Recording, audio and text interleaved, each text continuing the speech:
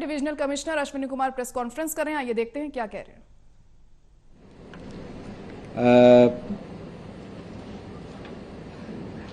इसके साथ में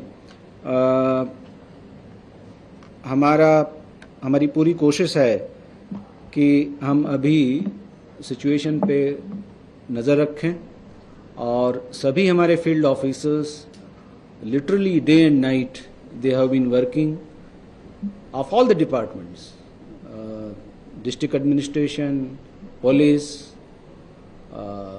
engineers of irrigation and flood control, PWD, and other departments. They are jointly working to meet this challenge. It needs no repetition. This has been kind of a new flood level that has got created, and because of the collective effort, we have been able to deal with the situation, and wherever there is a scope of improvement, we are on our toes to ensure that all of us are able to meet the challenge. This is all from my side, broadly the picture of the flood situation. Now if there are any sir आरोप लग रहे हैं कि अफसरों की लापरवाही के कारण दिल्ली डूबी है, खासतौर पर एलजी का जब इंस्पेक्शन पर थे तो सौरभ भारद्वाज ने आपका नाम भी लिया। आप ना मंत्रियों की कॉल का जवाब दे रहे हैं, ना मैसेज का जवाब दे रहे हैं, ना ग्रुप में मैसेज दे रहे हैं। ना सिर्फ सौरभ भारद्वाज बल्कि आतिशी ने भी आरोप लगाए हैं कि लगातार वो आपसे पूछ रही हैं कि आगे से पानी हथनीकुंड बैराज से कितना रिलीज हुआ है, बावजूद ना उनका आप जवाब दे रहे हैं। चुने हुए मंत्रियों की अवहेलना की जा रही है। साथ ही साथ आरोप ये लगाए जा रहे हैं कि आपके ऊपर क्रिमिनल नेग्लिजेंस का केस क्यों ना चले, आपको पद से इस्तीफा देना चाहिए। इसकी मांग आम आदमी पार्टी की तरफ से की गई है। ये बहुत दुर्भाग्यपूर्ण है आरोप लगाना ऐसी सिचुएशन में जो ऑफिसर दिन रात काम कर रहे हैं। रही बात रिस्पांस की, आतिशी जी से मैंने आज ही बात की थी, कल भी बात की थी, उनके मैसेज आते हैं, उनका रिस्पांस जाता है। ये इस तरीके का व्यवहार बहुत दुर्भाग्यपूर्ण है और ये दर्शाता है कि शायद उनको पॉलिटिक्स करनी है। ऐसे विषम परिस्थिति में जब हम सब लोगों को मिलकर काम करना चाहिए, इस तरीके की बयानबाजी बहुत ही दुर्भाग्यपूर्ण है। आपने कहा कि 18 एनडीआरएफ की टीमें हैं, लेकिन जिस वक्त आवश्यकता थी उस वक्त वहाँ पे वो टीमें नहीं पहुंची और एलजी के कहने के बाद उन टीमों को तैनात किया गया।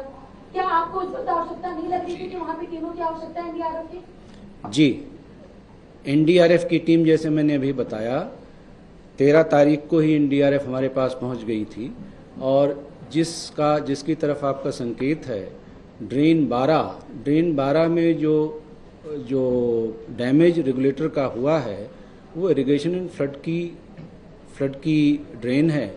और मैं खुद उस रात को जब हमें पता चला तो मैं खुद उस तरफ गया था करीब 9 बजे के आसपास। और एनडीआरएफ की टीम जैसे यदि आप इसमें देखें तो उनकी जो महारत है वो रेस्क्यू एंड रिहेबिलिटेशन में है, वो उसमें इंजीनियरिंग का कंपोनेंट एनडीआरएफ में नहीं होता है।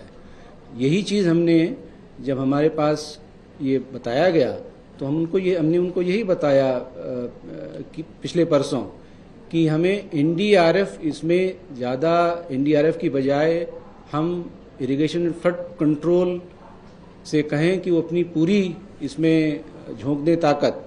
और उन्होंने करीब 200 लोग उसमें लगाए थे। पानी उसमें लेवल ज़्यादा था और इसके साथ ही साथ हम लोग पैरेलल और हम क्या रिसोर्सेज पहुंचा सकते हैं उस पे भी हम लोग ध्यान दे रहे थे। इसलिए हमने कोऑर्डिनेट करके फिर आर्मी के इंजीनियरिंग जो कोर है उसको भी वहाँ पे डिप्लॉय किया। इसमें ये बात समझने की ज़रूरत है कि हमें इतनी समझ होनी चाहिए कि कौन सी विंग क्या काम कर सकती है। यदि हमें इतनी समझ नहीं है तो हम कैसे काम करा पाएंगे। इंजीनियरिंग का काम इंजीनियर्स ही करेंगे। और जैसा आप यदि वहाँ पे जाएं तो पिछले बरसों की शाम से लेकर के आज तक इंजीनियर्स ने उसको प्लग किया हुआ है अभी सैंड बैग से, और उसके साथ ही साथ में गर्डर लगा करके प्लेट लगाने का भी काम किया जा रहा है। तो ये एजेंसी की क्या कैपेसिटी है, कहाँ पे उसको डिप्लॉय करना चाहिए, this is what I had inform minister even day forester in the evening. लेकिन जिस तरीके से आप कह रहे हैं कि हम लोग वहाँ पे पहुंचे, किसकी कहाँ पे क्या आवश्यकता उस चीज को देखते हैं, लेकिन मंत्रियों की जो बात नहीं मानी जा रही है, जिसको लेके ये भी कहा जा रहा है कि क्या एलजी ने आपको मना किया है कि आप दिल्ली सरकार के मंत्रियों की बातों को नहीं मानेंगे, और क्या आप जिम्मेदारी लेते हैं कि जिस तरीके से एनडीएमसी के एरिया में बाढ़ आई है उसको लेके आप अपनी क्या रिस्पॉन्सिबिलिटी को पूरा करना चाहते हैं? मैडम, हम लोग पूरी जिम्मेदारी, पूरा एडमिनिस्ट्रेशन ले रहा है। डिस्ट्रिक्ट एडमिनिस्ट्रेशन के लोग हमारे साथ यहाँ बैठे हुए हैं, हम सब लोगों की जिम्मेदारी है। जैसे मैंने बताया कि ये किसी एक विभाग का काम नहीं है। यदि आईएफसी, अब मुझे तो ऐसा लगता है कि आईएफसी चूंकि मिनिस्टर के पास है, उन्होंने सोचा कि पानी कहीं बढ़ जाएगा तो कुछ न कुछ अलीबाई पहले से ही तैयार रखो, ऐसे काम नहीं चलता है। यदि चैलेंज है पानी की तो उसे हमें डील करना चाहिए। हमारे पास रिसोर्सेज हैं और हमने जब सेंटर से भी रिसोर्सेज मांगे वो भी हमें मुहैया कराए गए। यही काम करने का तरीका है। ऐसी विषम परिस्थितियों में इस तरीके से दोषारोपण ये शोभा नहीं देता मेरे हिसाब से। सेशन के स्क्रीनशॉट शेयर किए जा रहे हैं दोनों मंत्रियों की तरफ से, उसमें कहा है कि 6 घंटे की देरी की जा रही है उनको रिस्पॉन्ड तक कर रही है।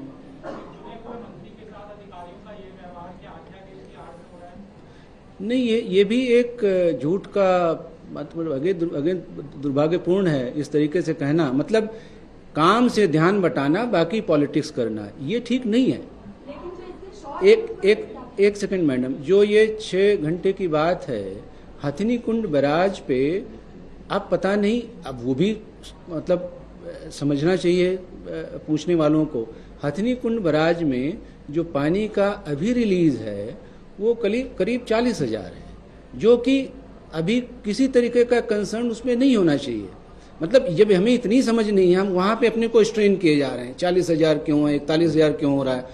बराज में जैसे मैंने बताया ये बहुत ही अभी नॉर्मल बराज की पोजीशन है और वहां से 2 नहरें निकलती हैं तो उनमें पानी जा रहा है। अब कोई ये तो इंजीनियर, किसी भी इंजीनियर से पूछिए कि क्या बिल्कुल यदि 41,000 है तो 41,000 ही चलेगा? नहीं, हल्का फुल्का ऊपर नीचे जाएगा। वो जो सिचुएशन है वो अभी नहीं है। और सीडब्ल्यूसी के बार बार रिपीटेड प्रेडिक्शंस आ रहे हैं, और पहले जब प्रेडिक्शंस आते थे तो वो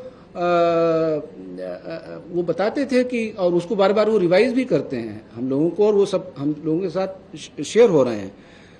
अभी जो प्रेडिक्शन सीडब्ल्यूसी का है बेस्ड ऑन रेन, वो है कि रिसीडिंग ट्रेंड चला जा रहा है। तो अभी इस तरीके से बात का बतंगड़ बनाना, ये तो मेरी समझ में नहीं आ रहा है कि मतलब मनसा क्या है। जब पानी रिसीड कर रहा है तो मनसा इसकी क्या है?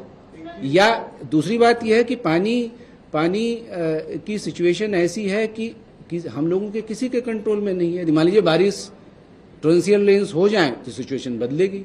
तो we are on the toes. सभी एजेंसीज की इंफॉर्मेशन हम लोग देखते हैं, उसके अनुसार काम करते हैं।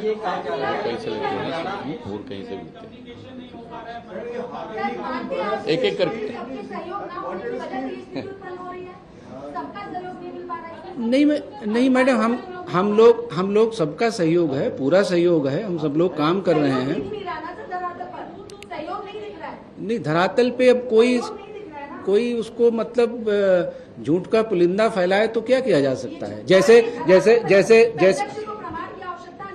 जी, आप हमें नहीं मैडम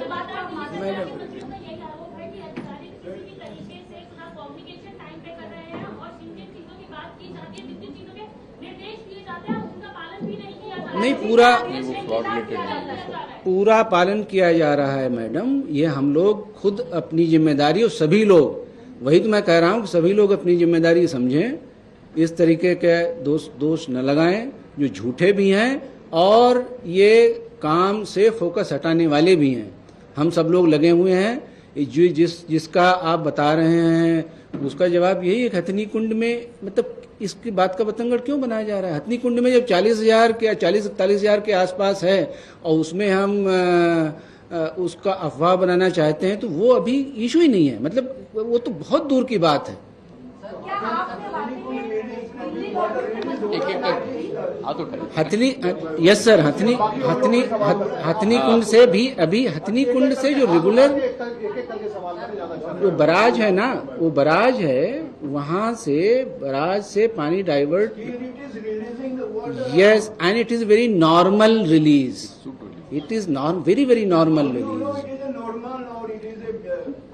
पास्ट हिस्ट्री जैसे जो पहले ट्रेंड यदि हम देखें, जैसे जब हमारा पीक पे था, जब पीक पे था रिलीज हथनी कुंड से, वो करीब 3.6 तक गया था क्यूसेक्स, लैक्स, वो लाख में था। अभी हम लोग पहुंच गए हैं 40,000 के आसपास। यस, तो बहुत कम है, ये तो नॉर्मल है, तो ट्रेंड है। तो अच्छा, ये एक सेकंड, ये जो रिलीज है ये हमेशा होता है। ये Wazirabad plant it is shut down और it is operating. Wazirabad and Chandrawal as of now अभी बंद हैं और वो कोशिश पूरी की जा रही है कि वो कल तक